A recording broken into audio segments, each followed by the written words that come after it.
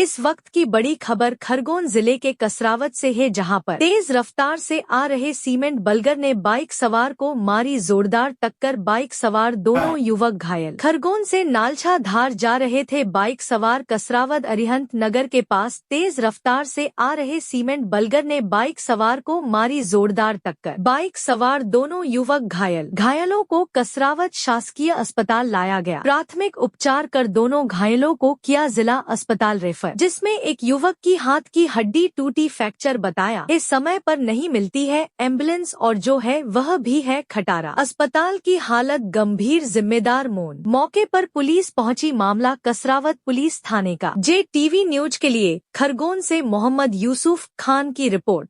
JTV news से जुड़े रहने के लिए हमारी खबरों को लाइक और शेयर करें, हमारे चैनल को सब्सक्राइब करें और अपडेट रहे हर छोटी बड़ी खबरों से।